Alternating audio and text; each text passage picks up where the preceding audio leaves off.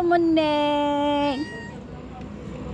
Hello, Maneng. Dapat itakip mo yung yero dito, oh. Try mo lang. Hello, ang ganda ng dalawang puti ko, oh. Ang ganda-ganda ng mga puti, oh. Hoy, saan ka na naman? Hello.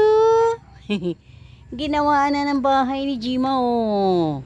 Ganda ng bahay ng pusa, oh. Purya buyag, oh. Hoy, ay.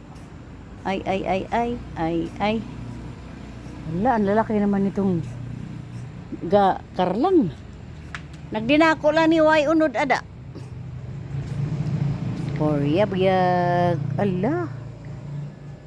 Gisigihan siguro nini mo og abono, Jim. Malaki na. Tama na yung pag-abono mo. Ako diha og udlot kay ugma. Magulay ko niyan sanawan. Ako na sanawan ng gabi ugma. Plus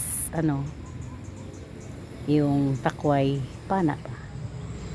Bukas kasi pupunta naman ako sa palengke.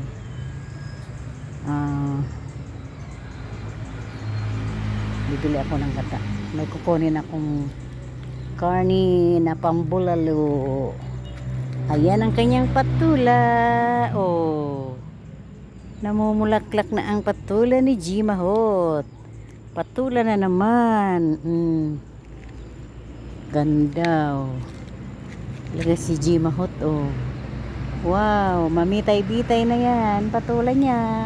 Yan ang garden namin dito. Ayan. Mayroon naman bagong tanim na talong.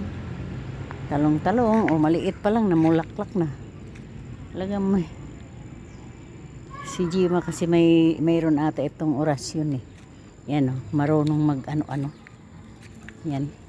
Yan o. Marunong mag kuring-kuring. Maliit pa lang o.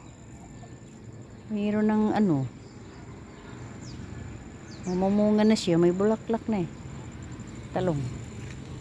Ito, hindi talaga mapuo-puo ang talbos. Ayan, kabilin pa yan ng mga trabahador nila. Ayan.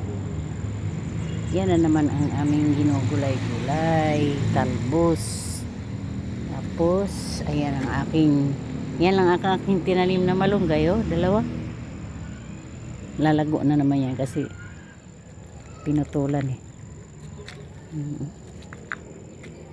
Tapos yan ang oregano. Ito ang iyang bagong tanim na ano yan, bok choy pichay. Bok choy pichay.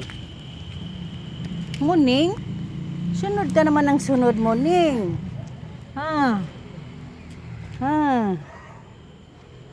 Bye-bye na. Bye-bye na. Ay, doon naman ako sa kwarto ni Mandy Boy. Bye.